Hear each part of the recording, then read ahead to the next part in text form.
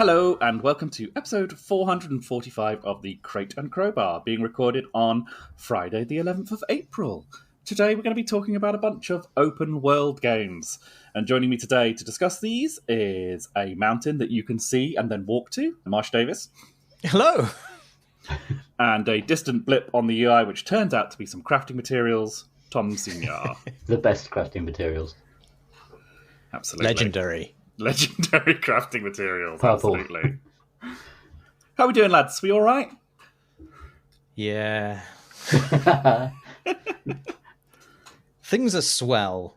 Things are swell all over, I would say. Absolutely. The weather here is gorgeous for a change in England, so I've been greatly enjoying the onset of spring, and I've been enjoying some good video games as well. I went for a run this morning, which you should not be impressed by because it's the first time I've done that in, I would say, comfortably 12 years. And it was the NHS Couch to 5K app where you can... It's a game, basically. I'm not going to be one of those podcasts who just talks about my life like some sort of fucking comedian who's had a baby. But they do give you a very basic game to play in terms of you can choose the voice and then they're going to tell you what to do. It doesn't really respond to anything you do. It just assumes you're following their instructions. But I was quite enjoying... Is it the writer... He wrote a book called like What I Talk About When I Talk About Running. Was it Haruki Murakami, the Japanese writer? And he's this guy who like runs in silence, right? Doesn't have a podcast on, doesn't have any music on or anything like that. And I was enjoying running in silence today. I'm thinking maybe I could really be like a really pretentious runner. Maybe if I keep this up, I feel like that would be the reward. Not the weight loss or the lower blood pressure, but just being able to lord it over everyone by being like, yeah, I just run around Walton-on-Thames to the sound of birdsong and the wind. It's a very noble motivation. I really want to be smug runner. I think the way Murakami runs is while sipping a single malt whiskey and listening to Bob Dylan, and then talking about like crafting long sentences about Bob Dylan endlessly as he lives his life out of his car, as he does in many of his books. Because he's the most sort of self-insert writer, I think. He just puts himself in his books all the time, as much as I enjoy them. He must be very sad then, because, boy, those are some rough times to be had in one of those books. Sad but cool. Speaking of sad but cool, at least two of us, I believe, have been playing the latest in the Assassin's Credulous saga. Marsh? I have. How have you been finding it? I have enjoyed at least 10 of the 40 hours of it that I've played.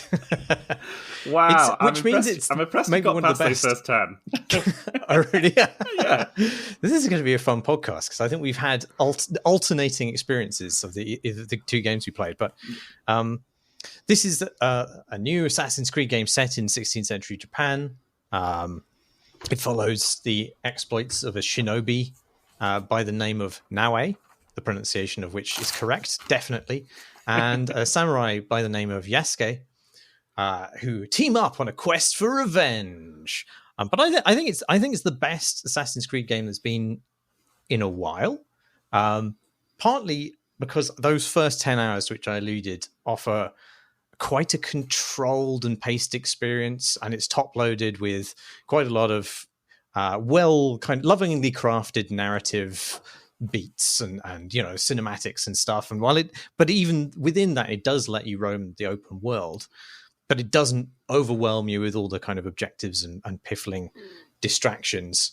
And I think maybe none of that stuff really matters as much to me as the fact that this is like one of the most unreasonably gorgeous open worlds I've played since like Red Dead Redemption 2, I'd say. And so much so that I just can't bring myself to fast travel through it. And I think that's like, there's a real kind of threshold of like bucolic credibility that gets me when like I'm encouraged to role play being a traveler.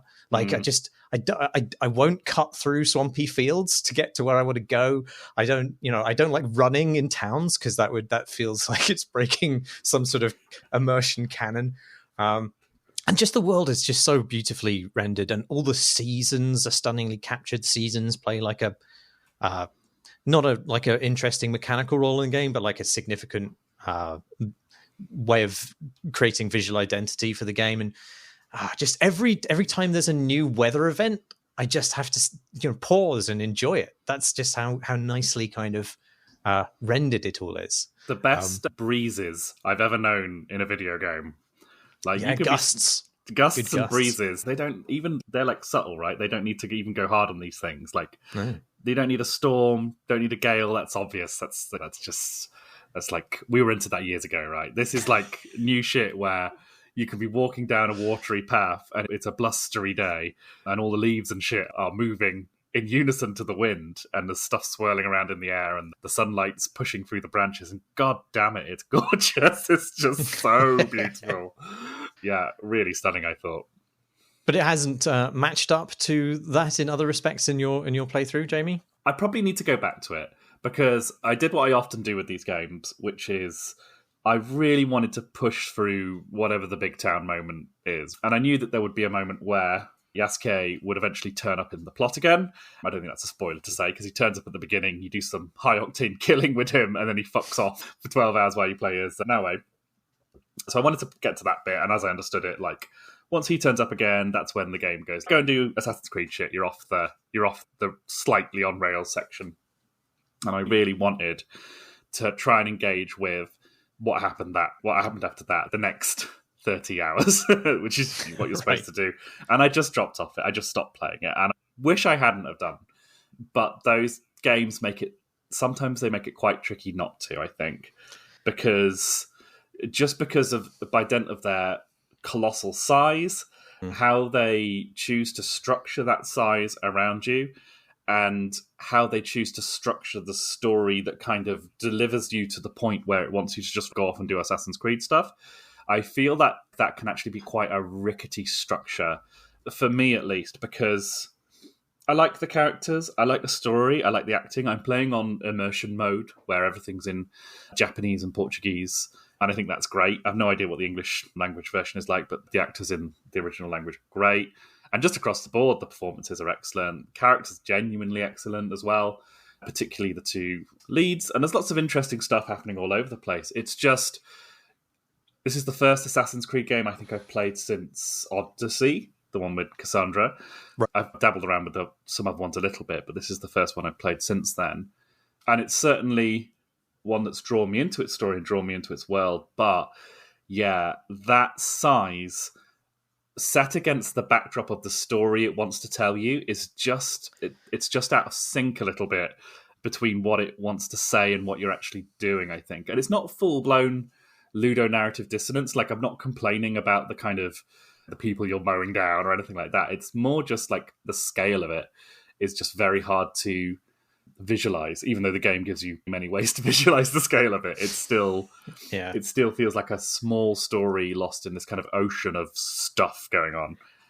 Yeah, absolutely. I wish it was just a small story to some extent. I'm grateful that there's not that much. Oh, what's the name of that really dopey guy in the first game? Is it Norbert? Something like that? Yeah, whatever. Right. Like the modern day Desmond, Norbert, Desmond, whatever. Yeah. Like, I mean, there's always like a Norbert tax to pay in these games, right? And this has, like, you have to pay the least amount of Norbert tax in any Assassin's Creed game I've played in order to just get to the thing that you care about, which is, historical fantasy, Japan. And so it's nice just that it sort of short circuits that and gives you quite a lot of meat on that in Japan straight away. It does focus mostly on Naoe's story initially, and it is a sort of formulaic revenge story, but I think it's quite literate in the cinema of that nature, and the way that intersects with the Western. There's lots of kind of musical hat tips to the Western as well. But like, Yasuke is just this super interesting historical figure, and his origins are just immediately so exciting that it's sort of a shame that it sidelines him for so long. I mean, I understand why they do that, because they're dealing with quite a lot of stuff that would be quite difficult for it to interleave the story of these two characters, because I actually think that initial structure is quite successful, where you are pursuing Naoe's revenge in the present, but also periodically you hit these sort of nodes which then give you flashbacks into the events that led up to the opening scene of the game. And I think that did actually work pretty well for me. And I think it does a lot to kind of set up that small story, or rather the central story of the kind of like ring of evildoers who you need to assassinate in turn. I think it does a good job of like making all of those stabbings very memorable and characterful. And there's a great bit where you are taking part in a tea ceremony, and you are trying to figure out which of your fellow tea drinkers is your assassination target. And like mechanically, there's very little to it, but it's a much more kind of enticing premise to that assassination than I've seen in these games before. They try and vary it a little bit more than in past games. But then like you hit this point in like 12 hours in when the game does that big town moment, as you're saying, and it opens up to the full ass bloat that is available to you. And it's not like all of the work up until that point is undone, but it feels like it's just gets increasingly dilute the more you go into the game.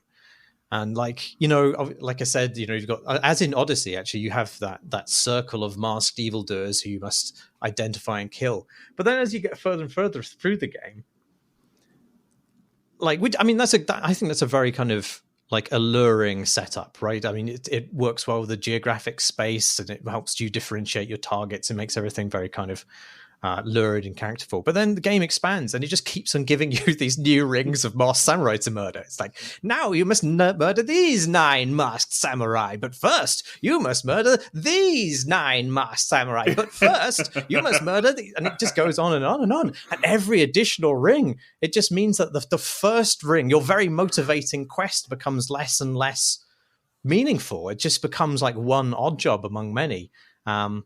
And then you just and then you end up with the kind of classic situation of these sorts of Ascrii games where you just feel like you're mopping up icons on a map.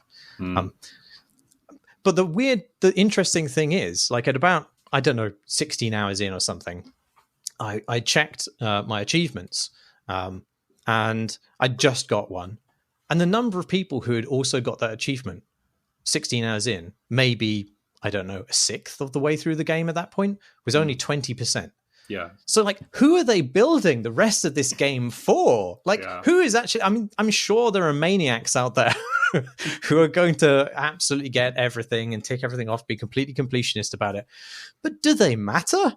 Like, why not build a smaller game that more people can appreciate, that doesn't undo all of the kind of dramatic intentions that you have? That's what they did, though, with the last game, isn't it? With the one which was... I'm sorry, I completely tuned it out of my existence. Mirage. Mirage. That's what they tried to do with Mirage, right? Is they tried to do and everyone hated it for being too small and, really? and too insular. I think so. Yeah, I'm sure I can be corrected on that one. But it is interesting with Shadows because it's like you can't really fault it in many ways. Like moment to moment, it's great. Like murdering a camp full of people is good fun. Whoever you're playing as, you can smash through the walls and stab people through the face if you're playing the big guy, or you can sneak around and haul people into the grass if you're playing the other one. It's fun, and there's been some lovely little emergent scenarios I had in there. So one of the castles, like they will have a number of samurai in them that you need to kill, and then you get to open the big box at the top of the tower, and that's got some goodies in it. And I just had a fucking great time. I spent like a whole long play session starting at the top of a tower and working my way down through a bunch of rooms with sliding doors and just murdering every single person I saw there, one after another. And it was a brilliant, faintly emergent bit of like action stealth gameplay, which I just had the time of my life playing. Like so many little puzzles of how I could get through a certain way without being seen, or where I could escape to if I was, and then starting off in these enclosed spaces, and then occasionally a guy with a big sword would stumble into the room and be like, what the hell are you doing here? And that would be like a big angry fight, and then I'd jump out the window, and all this sort of stuff going on. These kind of rolling battles that give you opportunities to hide and recover and come back, and all this stuff just feels so good, I think. And even the little encounters that you find on the road, it's to your point about the rings of samurai that you need to get, where like I was murdering one of those samurais and then two of the other samurais would just happen to be walking past and they were like, hey, he's in our ring of Mark's samurai. Stop that!" And then I had to fight them as well and kill them too. So there's loads of lovely little bits and bobs going on in there, really. So it is interesting that the issue it has is of scale, but it has to be big, and there has to be huge amounts of stuff to do. Otherwise, I guess they don't feel like it's an Assassin's Creed game, really. Is it not more that it has to be a Ubisoft game? Because increasingly, I just basically, when I play these games, I just see the Ubisoft template. I was playing the Avatar game on something of Pandora or whatever it's called, and it's just mechanically they're all so similar that it just feels as though you're playing a game wearing a different suit often, and then but the actual fundamental rhythm of the games are identical, and you're always climbing a tower to find a cool box at the top, and there's all that bloat and fluff that they feel like they have to put in to give value, but they don't seem to have. They can't discover a different formula that doesn't rely on those crutches, and maybe that's what you're feeling like. It sounds like an amazing setting, though. Like I want to play it just to look around.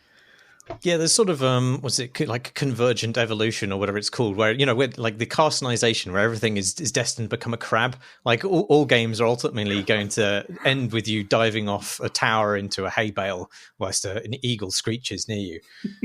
That does seem like that there is. There's a lot of shared technology, I imagine, in Ubisoft, and that encourages the games to share a similar template. But also, there are things which are just undeniably satisfying in all of those games, like Far Cry with its outposts. I think that's informed other games in Ubisoft's stable. So you're definitely right there that Ubisoft has this formula. I would say that up until that 12-hour moment, though, that this game feels very much its own thing. It feels like it's pursuing its own ideas. It's definitely the most. It's resistant to a lot of the things that I feel drag down other Assassin's Creed games, whilst also borrowing enough of those mechanics and feeling like those systems have reached a level of maturity and robustness that it all feels very solid. It's notable there isn't any humor really in the game. Which I think is I saw somebody online saying, "Oh, if only we had another comedy Socrates character to waddle in and fart," and just like, oh god, that'd be the worst thing. I think it's like this is the most controlled Assassin's Creed game in that it's very focused on the kind of story it wants it to tell and doesn't veer off that into comedy side quests. I did have one laugh out loud moment while I was playing it, which was in that early scenario, in that early kind of 12 hours where someone was telling a sob story about their golden idol or whatever that had been stolen from their tribe and was really important to them and was getting quite sniffy about it. And it just so happened that I had been to that camp on the way to see him and had stolen it already. And they properly give now a legitimate, "You mean this golden idol?" like that. And you see the guy deflate. It's really good. You see the guy go, "Oh, yeah, that... thanks." Like he completely caught off guard by the fact you already had it, and it was a solid laugh. There's also a laugh if you fast travel to one of the haystack jumps as Yusuke. And you duff, and you dive off, and he goes "Ah!" and cracks his back on the grass. It's great. Not as easy as it looks, he says. It's got a few lines actually. There's a few things he says. There's another one where he just goes, "I'm fine." Yeah, I think that's within the kind of thresholds that I'm talking about of the fiction. It feels like it's flexible enough to contain that, but it wouldn't be flexible enough to contain like a full-on comedy Leonardo da Vinci. They're always in the shadow of Cassandra as well, right? Because she was such a great character. She had a kind of a playful aspect. She's sexy and fun and cheeky. All these kind of funny words that normally you don't give to video game protagonists, and she just made her wildly entertaining to play. And no one here has a kind of character quirk. Everyone's just quite serious and everyone's quite focused on what it is they need to do. And there's not enough kicking people off cliffs into the Mediterranean. That's one thing that's an issue here. Although the kick is pretty good. Yuzuka's kick is pretty badass actually. It does send people tumbling into piles of boxes and stuff. He has, I don't know if you've picked up all the weapons at the point where you quit the game, but he has some absolutely disgustingly violent things he can do to people. I'm genuinely shocked. And having played video games for most of my life, it's very rare that I'm shocked by violence in a video game. But I was like, wow. Yeah. Wow, You that could- really he's was got- unnecessary. he's Did got you need to finishing- remove all of the limbs Yeah. before the decapitation occurred? Absolutely. He was already dead 3 limbs ago. Yeah. I love that, I have to say. That was a really nice little gift the game gives you. Yeah, equip this ridiculous Klingon-looking axe thing and start ripping heads, guys. I have to say, though, like Assassin's Creed parkour, I don't get it. And I don't think I've ever got it. But what's weird is I think I might not get it in a different way to the way that I didn't get it in the past. So It's just the mystical way of the assassin, Marsh. It's the Knights Templar. They unlock the gift of just running in one direction and scrambling over things and hopping from beam to beam. What is there to understand?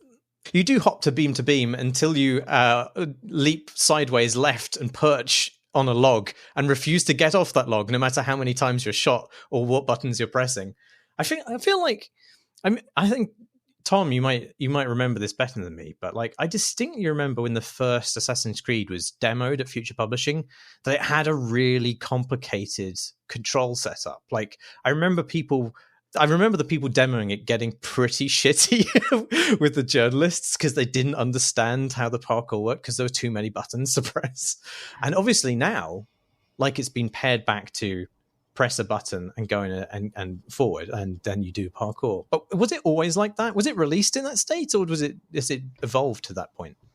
I remember, no, it definitely was simplified by launch. It was pretty much, it wasn't a one button system initially. You had to press the jump button, I think, to actually hop between things. So there was a degree of Crash Bandicoot style reactive jumping. But since then, it's just become that one button push forward and you go up any surface.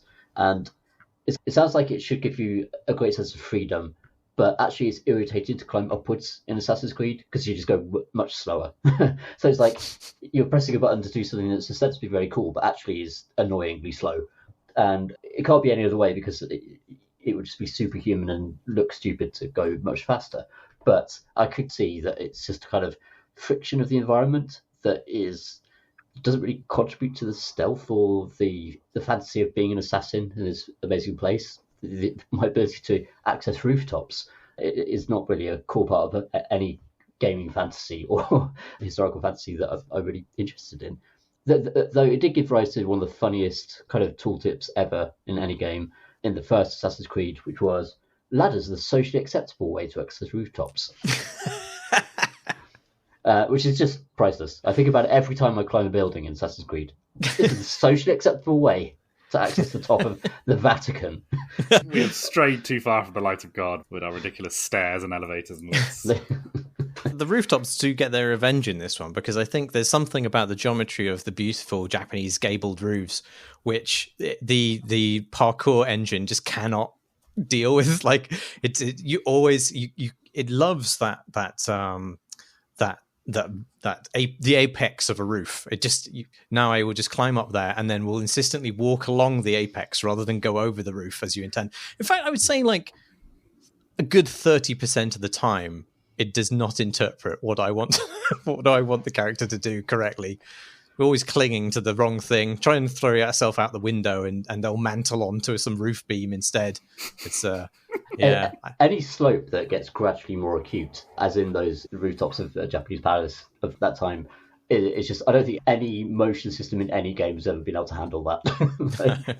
In terms of like where the feet go, where the character like is supposed to go, I can imagine that being like that. But it was like one of the most beautiful Assassin's Creed games was set in Paris. I can't remember what it was called. Unity, that's what it's called.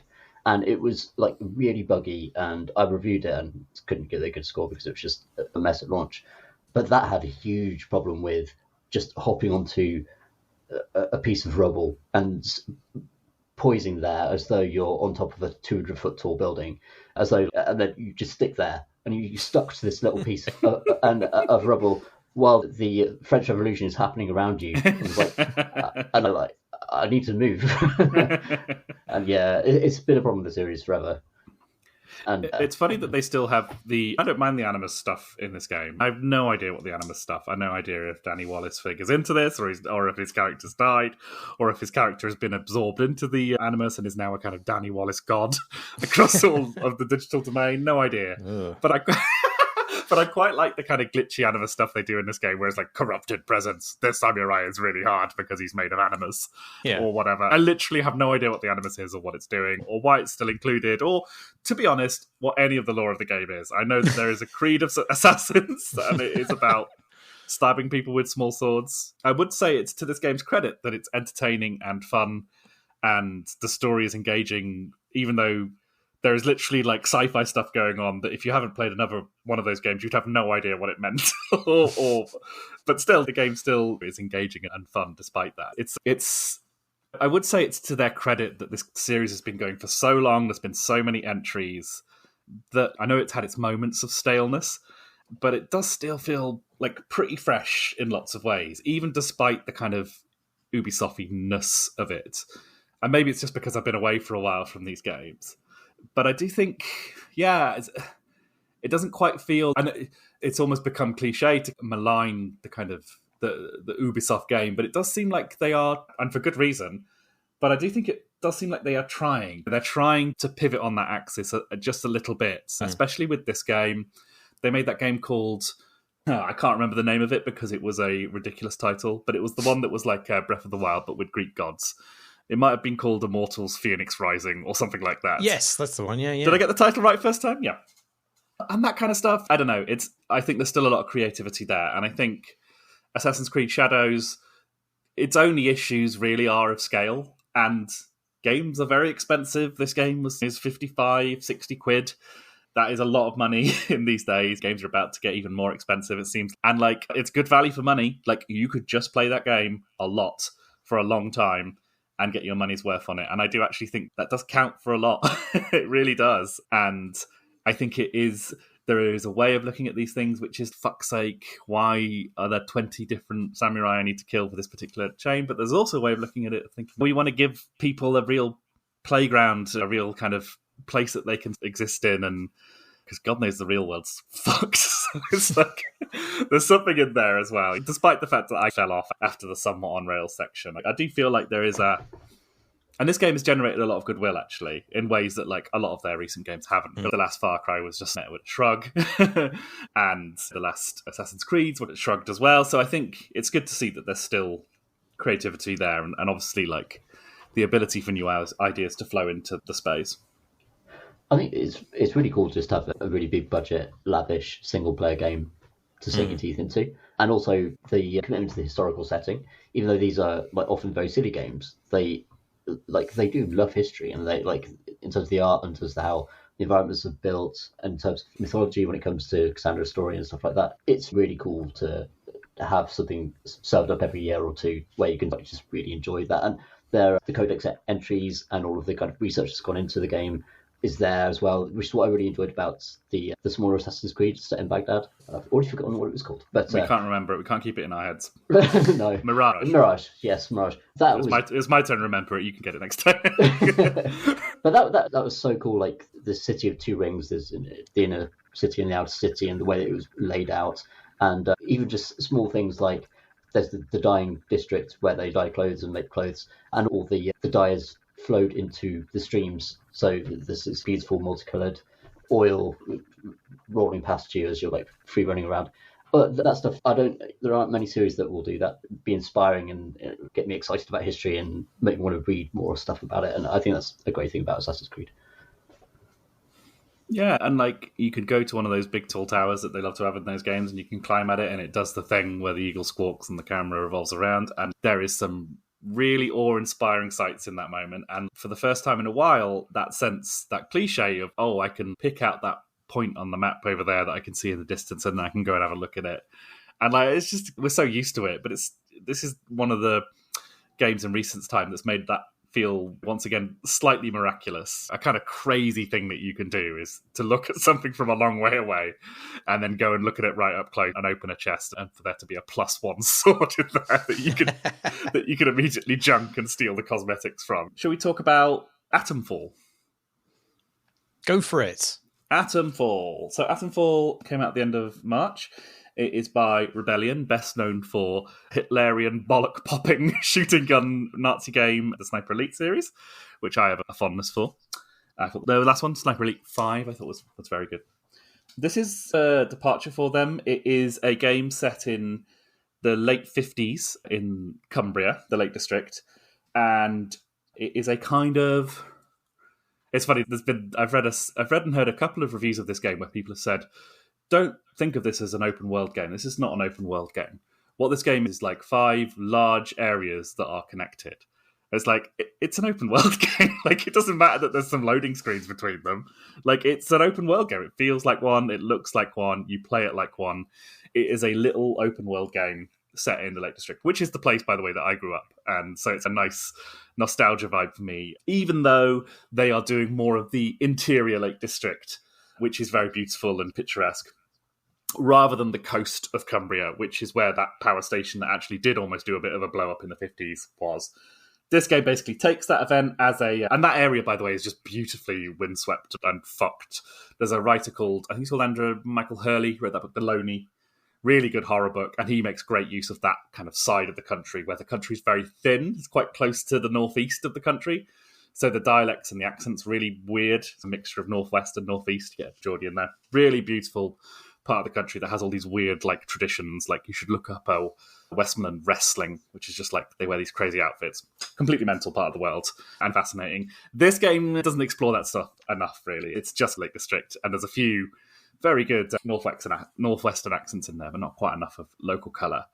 This game takes place, as I say, after a kind of nuclear incident, which has made everything go all stalker / Chernobyl / anything where a unholy thing has been uncovered in the earth, and now the area is in quarantine. You play as an unnamed amnesiac who wakes up. A guy's given you a key. He said, "Take this key," and you can use it to escape. And then pretty quickly you are set off into the world of this game. And in feel, the game is a kind of open world exploration type thing. I think the game it's probably closest to is something like Fallout New Vegas. What you end up doing in the game is following clues that you find, either in notes or in things that you hear or things that you can see on the horizon. And then you follow these things and you get a clue to another thing, and then you follow that thing, and then there'll be something at the end of that trail.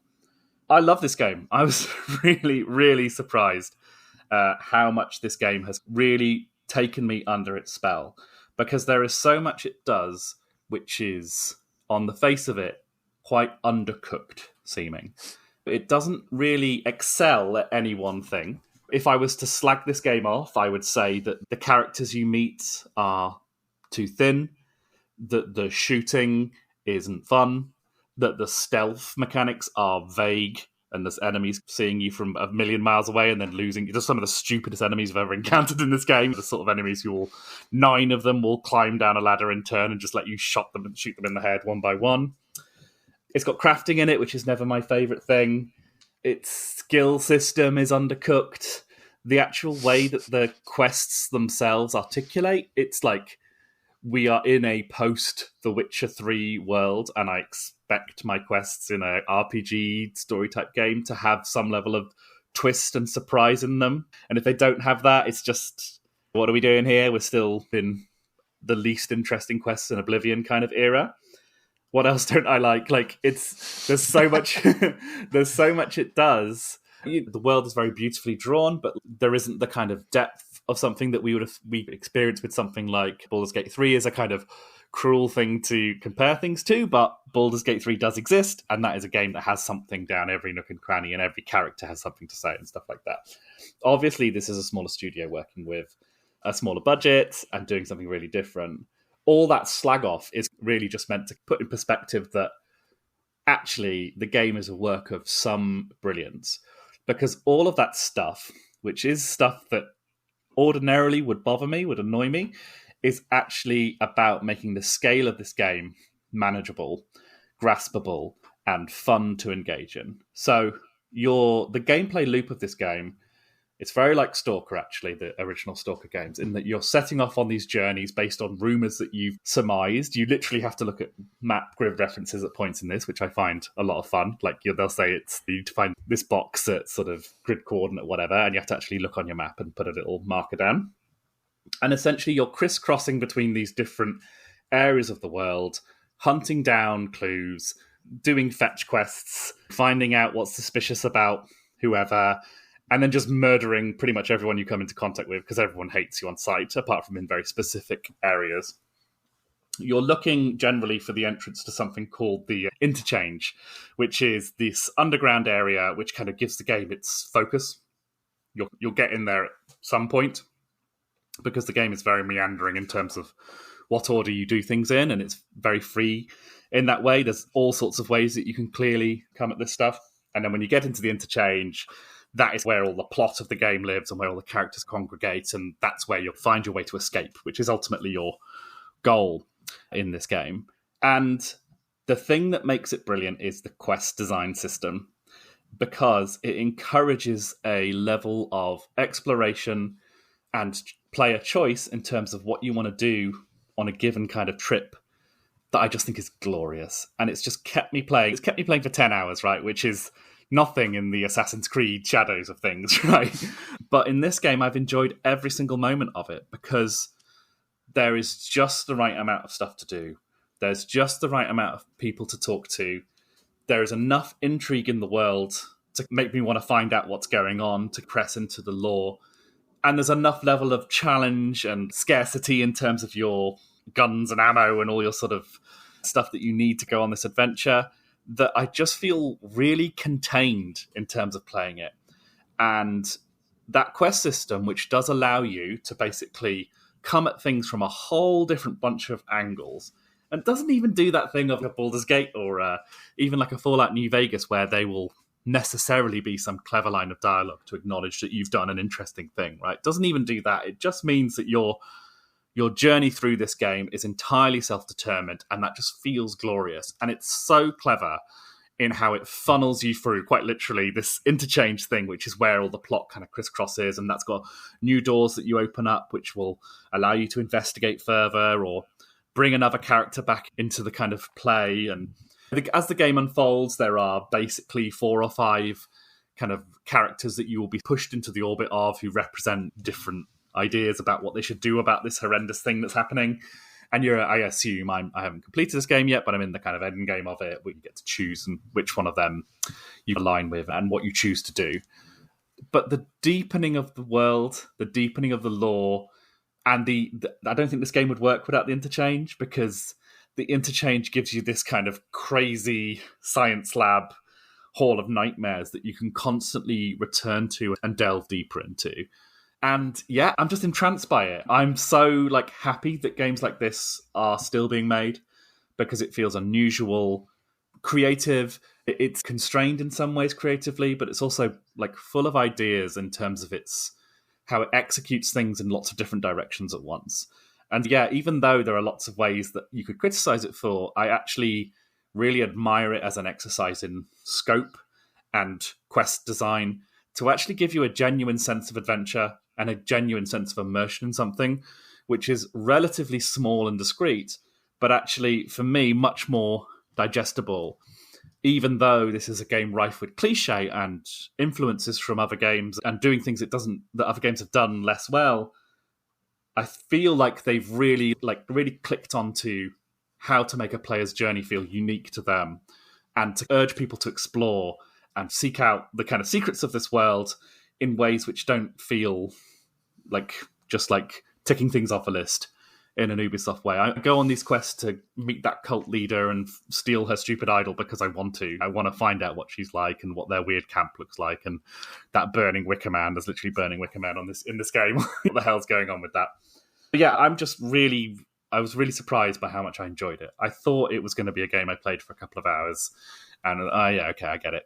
I'm done. But actually, it's really drawn me in. It's the best thing I've played so far this year, I think. Wow. I'm surprised by how much you've enjoyed it as well. Yeah. I having said that, I don't hate it or anything. But I did have much more of a problem with the large list of flaws that you listed at the beginning. I mean, particularly just moment to moment, I found it very unenjoyable to fight or hide in the game. And unfortunately, those are the two things that you do for large parts of the game. Like you say, the stealth system's just non-existent, really. Grass and you can hide in it. Yeah, but then light and end. dark doesn't do anything. Boxes in front of you don't necessarily do things. It's all over the place in terms of its stealth. You can't really game it, which is what you need to be able to do for it to be a comprehensible system to engage with. But I like many of the things you say do chime with me. I found the interchange to be a really exciting place, and the fact that you have this central place that you return to expand over time, that is a good rhythm. Going out into the overworld, as it were, and finding the things you need to unlock the dungeon it's a Zelda format really in it, but it works extremely well. And the best moments in the interchange where you open up a whole new section in it, there's some sort of like crackling robotic PA woman saying, "You've now have access to the medical bay." And it was just, ooh, I can't wait. Something horrible's going to be in there. That's going to be exciting to find. I mean, part of that's my nostalgia for Prey, I think, and other immersive sims. But yeah, you can have a big fight in a garden center in this, which I don't think is something I've done in another game. Yeah. So that's good. But I don't know. I didn't really love the humor of it. It's very on the nose, chirpy, uber British satire.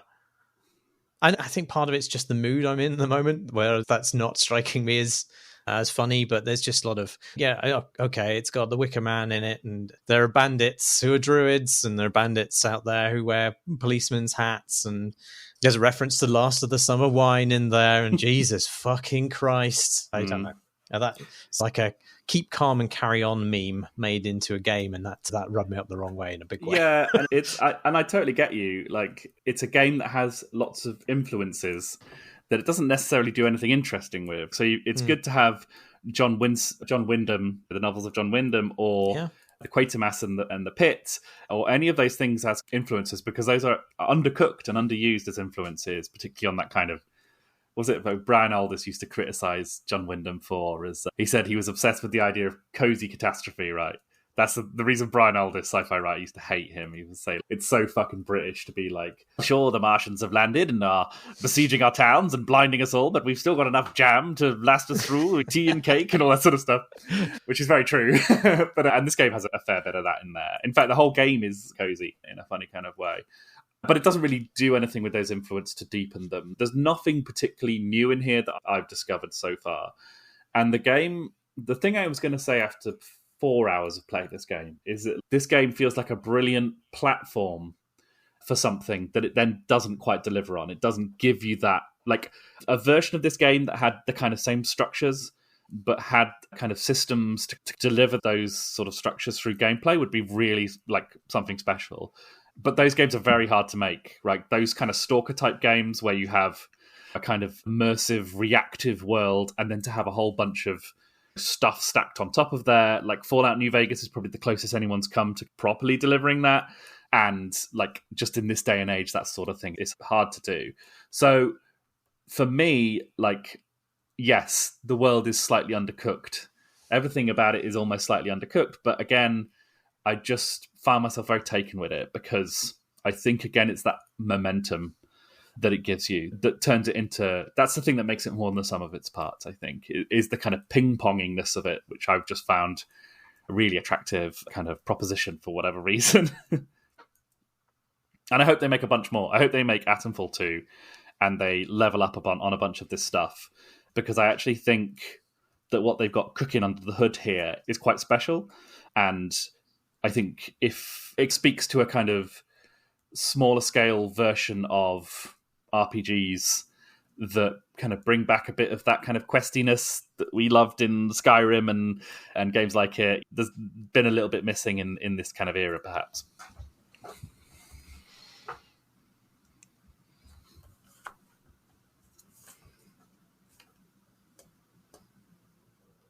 Oh, yeah. It avoids, I think I could sum it up like this. It avoids the issue of big town by having about a big town's amount of content in it spread across an entire game. That is the genius of it. That's how I would sum it up, basically. Is that you never have the big town because it's the Lake District. And there are no the biggest town in the Lake District is Windermere, and it's fucking tiny. And it's not reflected in this game. So you're basically spreading the kind of what would normally be density to make you run scarpering for the fells across a landscape. And I think that is genius, yeah. Atomfall, play it. I hope Rebellion make more games like this. I think they're good at it. It's on there. And there was also a really good bit of like generative scariness where I was wandering around the intersection and I couldn't work out where the zombie man was. I'd unleashed a zombie man from one of the doors and he was running up some stairs behind me. And then I jumped down to a lower level and then I heard him snarl on another side of me. And I didn't realise where he was running at me from. And I was fucking terrified for the first time in a long time in a video game. I was really scared because that space, once you see it, it's so winding and strange. And there's all these doors to open and little rat runs to explore your way through that I was actually starting to get properly freaked out by just the space of it. It was very cool. So it's on Game Pass. It is. Yeah. So that's good. That's how I spent 10 minutes with it, but I was hit with the triple whammy of playing a character with amnesia, talking to an extremely boring person who then asked me to craft something. And so I just just alt F4'd out of it, and I was like, oh, I'll come back to it. I feel inspired to go back to it now, Jamie, now that you give me that endorsement. I'm willing to put up with bad stealth and even just cheat to get through those bits to experience. It sounds like it's just very atmospheric. Generally, it seems like well structured in terms of exploration and discovering things, and the exchange sounds really cool. So yeah, seems like one thing I did do, and I wonder if this may change my experience a little bit, is that I put there's like really like a lot of games have now, and it's really good to see like loads and loads of accessibility and difficulty options. You can really cater it to however you like. But it gives you the kind of different degradations at the beginning of difficulty. And I think I put survival on assist because I couldn't be fucked. I just guessed, as always with the difficulty settings, you've got no idea how they're actually going to play in the game. But I just guessed that I didn't want to spend loads of time like pilfering ingredient after ingredient and loads of resources on crafting and stuff like that. So I put that on assist, which basically means, and I checked just before we came on today, like that there's just more stuff around, right? And so the interchange is largely powered up by these kind of batteries. I had fucking tons of them. I've got 8 in my inventory and you only need 4 or whatever. And I think that might have made things a little bit more palatable for me as well, because I was like bumping into these like core plot items constantly. Like by the time the game was delivering them to me, I was like, I've got 4 of these already. You don't need to give me these. And that, I think, probably removed a layer of frustration that I might have otherwise had because they were just handing these things to me. Do you ever get a bigger inventory? I don't think you do. No, your inventory is very small. Really small. And you need to craft a lot of stuff.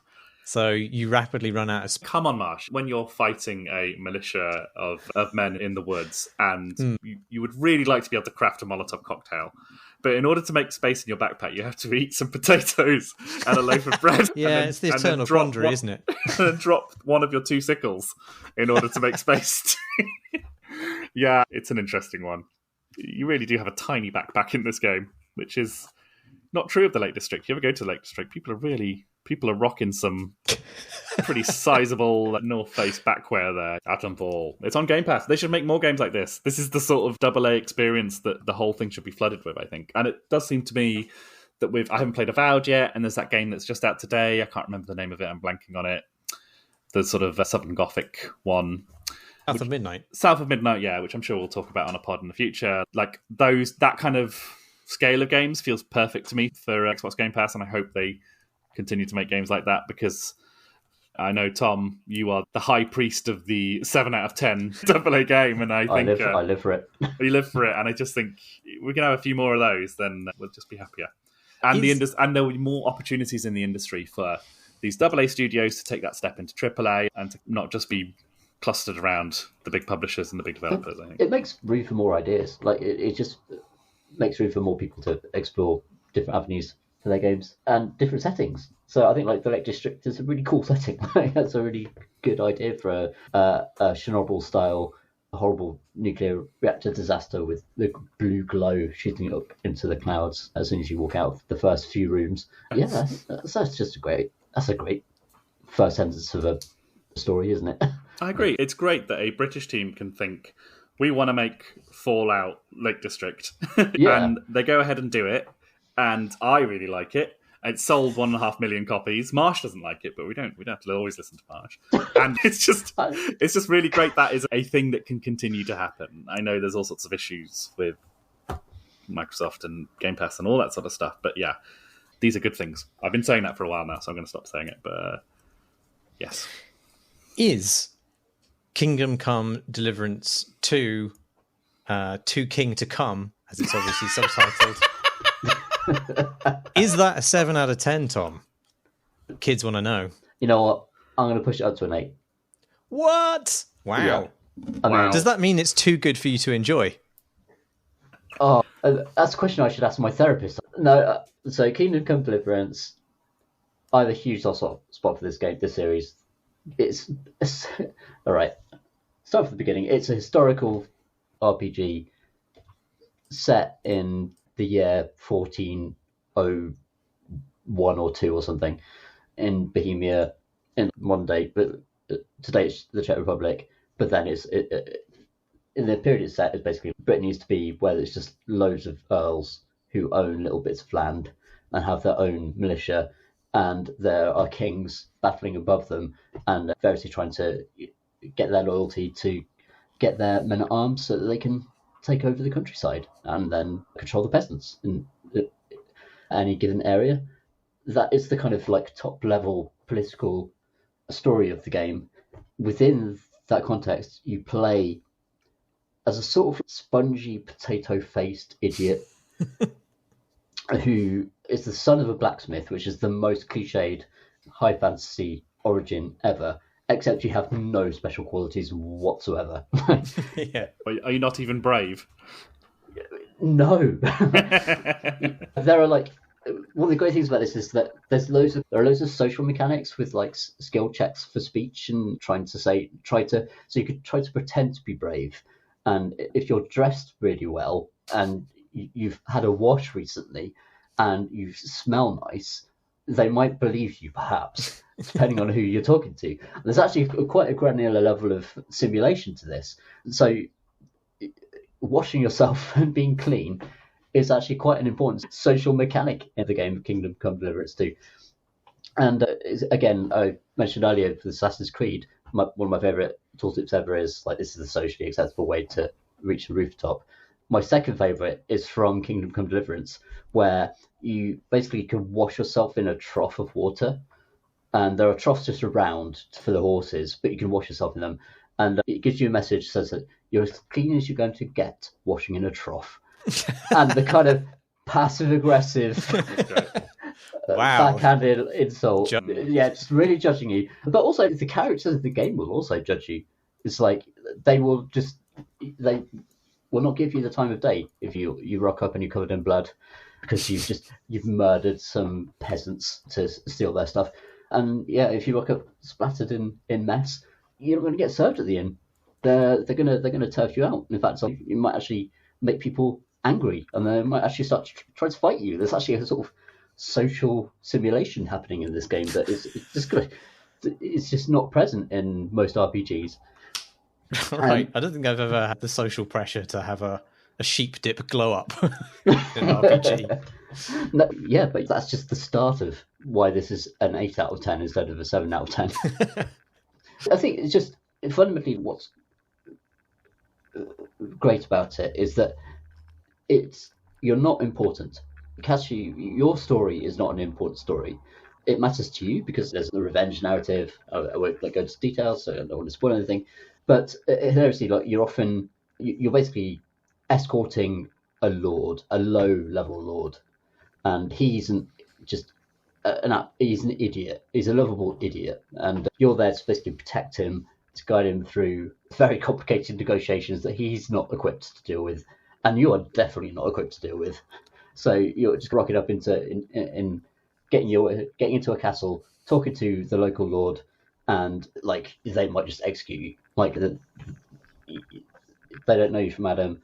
You're trying to pass on a message from your lord, but you're unimportant.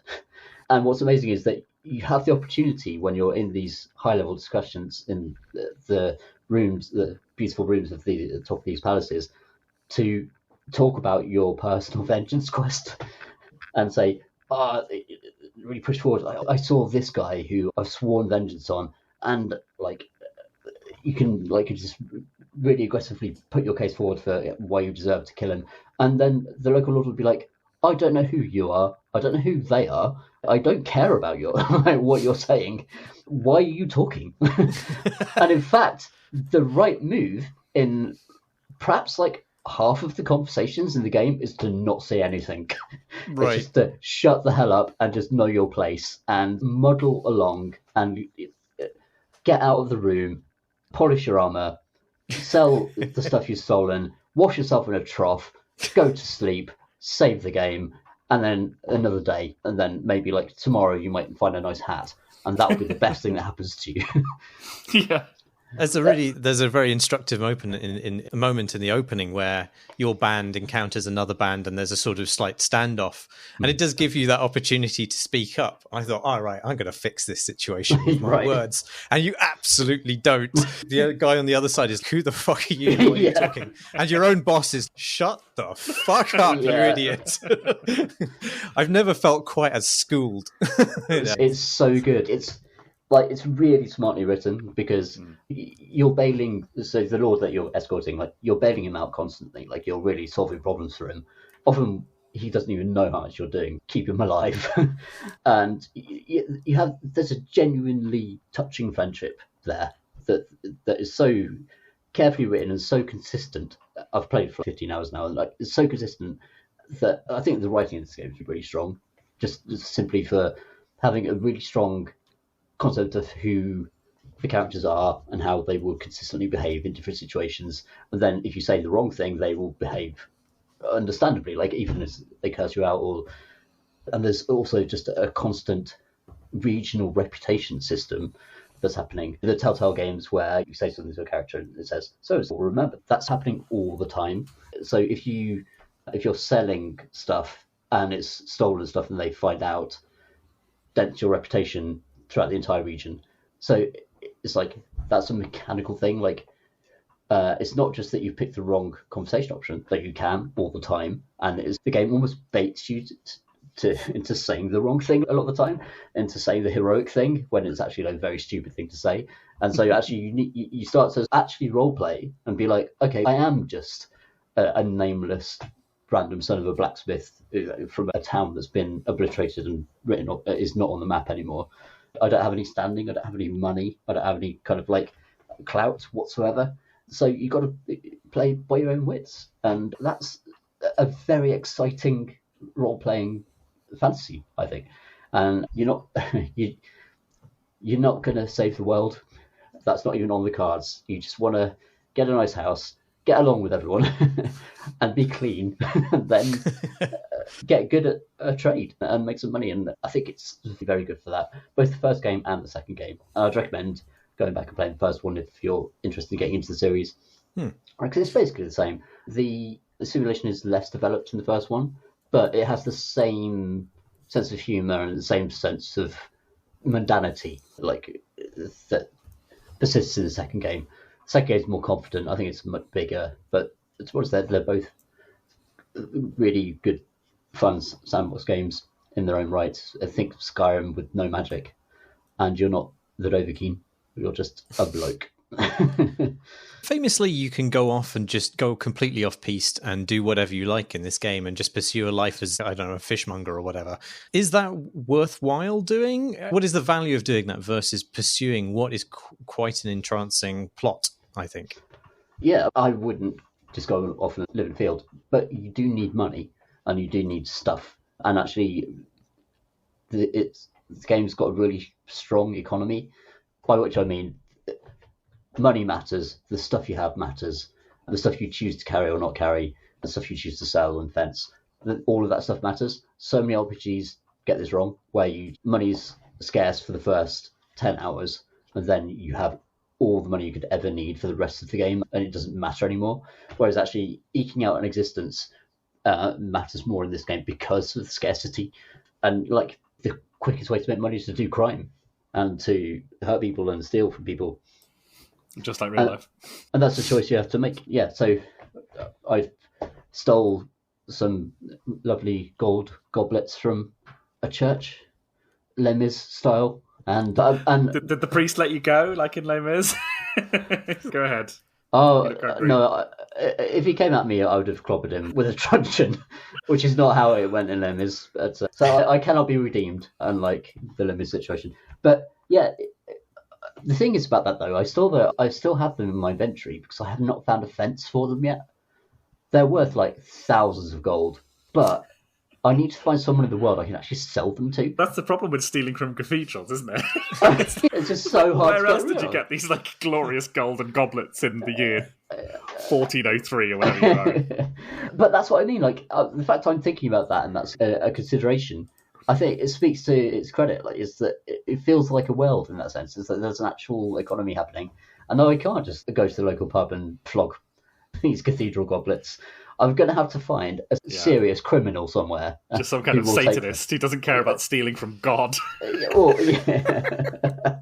Exactly, or some way to melt it down so it just turns. I don't know. You should be able to do it yourself. Yeah, it does sound very appropriately medieval. Marsh, I know you're the history buff, but I've been listening to a few podcasts about just medieval times, and like that discrepancy between the idea of the chivalric code and knights being some kind of system of order, when what they really were was guys on horses in armor who could ride very fast into villages and murder everyone and then quickly build a castle. I didn't realize that like castles that was their essential like first kind of origin, was that like you could build them on hills in the middle of areas and then use them to fuck up the surrounding countryside. And so the idea of you could try and be glorious in this game, but you'll just get kicked into the mud and someone will piss on your head. It does feel, I don't know, appropriately medieval, or at least if not accurately, it feels kicking against the idea of the kind of the glory of knights and all that kind of bollocks.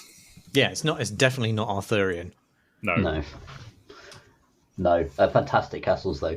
And you're right, Jamie, that castles are a huge, obviously just regional sorts of influence, but it's really worth following the story. I think I would recommend that if you play the game, do read the journal entries, because you need the kind of historical background to what's going on. Otherwise, the power struggles will not make sense. And once I'd actually read, King Wenceslas is in prison somewhere, and the King Sigismund is trying to expand his influence. You need to know who they are and why the local lords are battling to for one's favour or the other. And in fact, you can get into fights in pubs if you say the wrong thing. So you have to. So if you declare your love for King Wenceslas, then you can end up in fist fights and stuff, which can be beneficial if you're good at fist fighting. But the combat system is super sluggish and weird. It was too hard for me. I think this is why I quit the game, actually, is because I realized, I'll make this game easy for myself by speccing myself as being good at combat, because then at least maybe I won't have to do all the sort of grinding other career stuff if I can just stab people. But it turns out the combat system is too complicated and I couldn't stab people either. So I basically specced myself into a hole. And so I probably have to restart if I want to play it again. But yeah, the combat is unfortunately, it's mandatory. There's more and more combat as the game goes on. And there are some I say boss fights, that's just you're fighting a dragon or something. It's just you versus another bloke. But you do need to be able to get through those to progress the story. And the story is well worth progressing. Really good characters, really worth sticking with. But it's a very strange system. So it's all in first person. And I'm playing on PS5. So you're using a stick to change the position of your sword above, right, left, or below. And then you can block in that direction or strike in that direction. There are combos and things. It has really poor feedback for when you land a hit or when you've done something right or wrong. It's very flappy wanging of arms around the place, and you're not sure if you've actually collided or done any damage or whatever. I find it to be really imprecise and annoying. I've unlocked a couple of combos. That's a shame, isn't it? Because a game like Chivalry 2, it has brilliant feedback if you're playing with a mouse in that game. The feedback against swords clanging off each other and stuff like that, they do it really well. They have to break immersion a little bit and have a couple of little flashy things that happen to tell you what's going on. But right. The initiative system in that game is just quietly fucking genius in Chivalry 2. The amount of stuff that's going on under the hood and how that transfers into play. And it's a shame that they haven't got something as good in Kingdom Come Deliverance 2. Yeah, I wish that modders would come in and change it, but it's almost too it needs redoing from the ground up to be satisfying. The thing is, I don't mind if a big splashy blue spark happens when I perfect counter. I don't mind those kind of contrivances. Just I'd rather know what's going on in the combat. Chivalry 2 will literally tell you that you just did a riposte, you just did a drag, you just did an excel. It's really useful for working out how the fuck to kill people. It's really interesting to see where the kind of dividing line between what is sufficiently simulatory for the devs. Like, they have an idea of what reality is and what things for them accurately represent it. But it's not consistent. There's plenty of very gamey things in that game. But clearly that's invisible to them. And the things that they have doubled down on being, inverted commas, realistic on don't necessarily feel realistic to me. Because clearly the way that they've set up combat in there is out of a desire for simulation, like a very granular simulation. But to me, it feels completely alien to holding a thing. So it's, if it hasn't managed to conjure in me the feeling of holding something, then something's gone wrong with it. But not for them. And you've run out of stamina immediately in the early phases. I'm not like a particularly buff or strong person, but I could swing a sword more than 4 times before having to have a 30-second rest. Like it gets quite silly, particularly like the save system is really weird.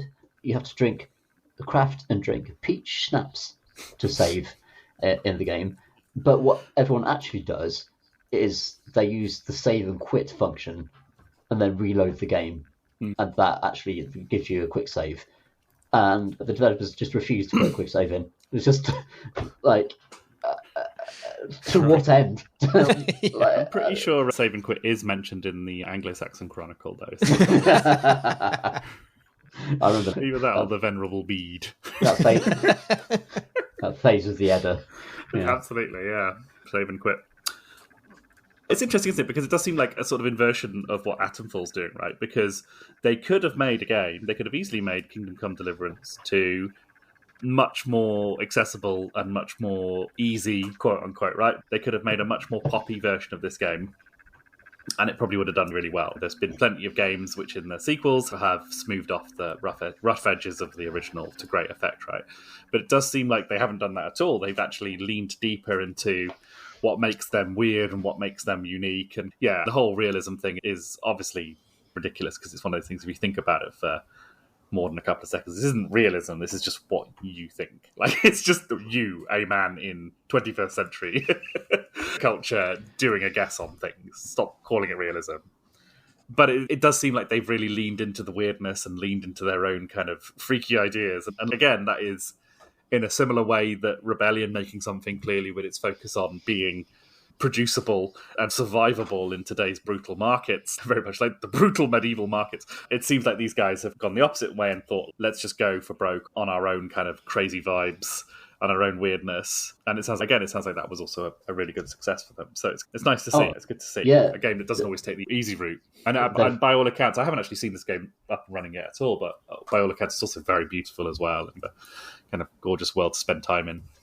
Yeah, it's very peaceful in its best moments, where you're just wandering slowly through meadows, basically, and then a gentle rain will fall, and it's very nice in that respect. Yeah, you're right though, Jamie. Like they've completely committed to what made the first people liked about the first game, and that was their mission for the first game anyway. Like, they're just carrying on down that path. I think what I find faintly irritating about the kind of the stance of that this is historically accurate is that the more I think I disagree with that, because actually what I think they're doing from a design perspective is deliberately introducing friction where they want friction to happen in the game. That they're basically introducing problems that they want you to surmount by engaging with the systems. And instead of saying, oh, this is what it would have been like to clobber someone around the head with a sword in the 1400s, actually just saying you need to get better at this particular skill for this game in order, and just being more, maybe, don't say the wrong thing, just be clear about the mechanics and not claiming that it's historical accuracy, but actually just saying it's more fun to play this way, and this is what you need to get good. No, I think you've convinced me to play it. I think I am going to give that a whirl. Have we open-worlded all the open worlds that we can open-world at this point in time? I believe we have. I think we can now close them. Excellent. Thanks very much for listening to Crate and Crowbar. You can hang out with us and our lovely community on our Discord, a link to which you can find on our website at crateandcrowbar.com, where you can also find all the episodes here. If you have a question for us, we're going to bring back questions, send it to the questions subchannel on Discord, or you can email it to us at questions@crateandcrowbar.com. We're on YouTube at youtube.com/crateandcrowbar. Subscribe to us there. And we're also very kindly funded by our Patreon backers. If you'd like to know more about supporting our podcast and its spin-offs, it's patreon.com/crateandcrowbar. I definitely recorded this outro on the night with Marsh and Chris with me, and not the next morning because I couldn't get my shit together to speak like a human being. Although, if I was recording the next morning, I could say that I have now finished Atomfall, and I think it's really great. I really do. It's got a great ending, and even though I was sort of slagging it a little bit, I feel a bit bad about that because I honestly do think it's great. Anyway, I should stop talking about Atomfall forever now. Thanks for listening, everybody. Ta-ta.